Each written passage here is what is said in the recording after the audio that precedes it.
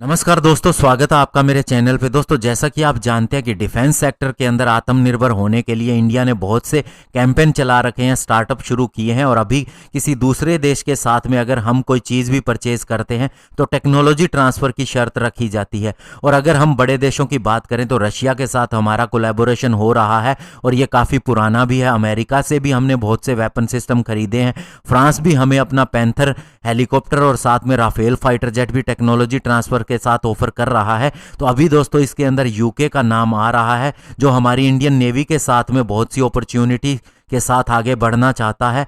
तो अभी दोस्तों ये अपॉर्चुनिटी हमारे फाइटर जेट इंजन के लिए भी हो सकती है, क्योंकि यूके की ही कंपनी रोल्स रॉयस के साथ में अक्सर ये बातचीत आती है कि इंडिया को नेक्स्ट जनरेशन का फाइटर जेट इंजन बनाने में ये मदद कर सकती है। तो आज इसी के ऊपर बात करेंगे। चलिए दोस्तों शुरू करते हैं। तो दोस्तों अब यूके और इंडिया के बिजनेस काउंसिल यानी यूकेआईबीसी ने अब अपनी इंटेंशन दिखाई है कि दोनों देशों के बीच में बायलैटरल कोऑपरेशन हो, स्पेशली सबमरीन और एयरक्राफ्ट कैरियर को लेके, ताकि इंडियन नेवी की फ्यूचर की सारी कैपेबिलिटी रिक्वायरमेंट पूरी हो सके। और दोस्तों कल ही यूकेआईबीसी की जो एडवोकेसी रिपोर्ट आई है उसके अंदर ये कहा गया है कि अब वे इंडिया के प्राइवेट सेक्टर और डिफेंस शिपयार्ड के साथ में जो स्टेट ओन्ड हैं कोलैबोरेशन करना चाहते हैं आने वाले सालों के अंदर, ताकि वे इन अपॉर्चुनिटी का फ़ायदा भी उठा सके और इंडिया को भी टेक्नोलॉजी मिल सके।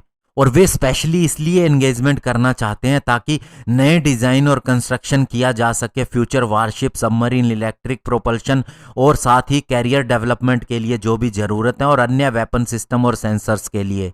और दोस्तों ये सारी चीज़ें इसलिए भी की जा रही हैं कि अप्रैल 2019 के अंदर यूके की गवर्नमेंट और इंडिया की गवर्नमेंट के बीच में एग्रीमेंट हुआ था कि वे अपने दोनों के एफर्ट को डबल करेंगे, स्पेशली डिफेंस सेक्टर के अंदर। और इसके अंदर कोलैबोरेटिव अपॉर्चुनिटी को सबसे पहले देखा जाएगा। और हम लंबे समय से फाइटर जेट इंजन के ऊपर काम कर रहे हैं और हमें एक फ्यूचर के लिए फाइटर जेट इंजन विकसित करना है, स्पेशली हमारे एएमसीए के सेकंड बैच के लिए। और रोल्स रॉयस यूके की कंपनी हमारी इसमें मदद कर सकती है। और अभी दोस्तों ये रिपोर्ट आई थी कि यूके की इस कंपनी ने सबसे बड़ा कमर्शियल फाइटर जेट का इंजन भी तैयार कर लिया है। तो ऐसे में दोस्तों फाइटर जेट इंजन भी ये तैयार करती रही है। और अगर हम दोनों कोलैबोरेशन करें इंडिया की फाइटर जेट इंजन की ज़रूरतों को देखते हुए, तो नई टेक्नोलॉजी विकसित की जा सकती है।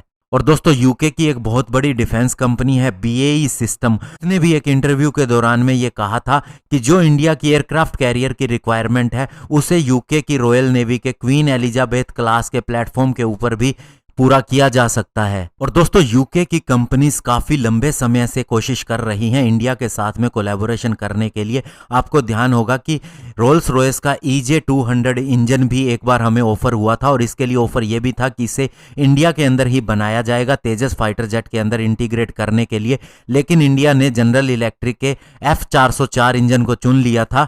तो अभी भी यूके की कंपनीज या फिर रोल्स रॉयस की बात करें तो वो इंडिया के साथ पार्टनरशिप करना चाहती है। तो ऐसे में इंडिया की रिक्वायरमेंट नेक्स्ट जनरेशन के इंजन की है, उसे कोलैबोरेशन करके पूरा किया जा सकता है। और अभी जो यूके इंडिया बिजनेस काउंसिल की ये इंटेंशन सामने आई है, तो ये सपना सच भी हो सकता है और इंडिया की ऐसी ही रिक्वायरमेंट भी है। धन्यवाद। जय हिंद।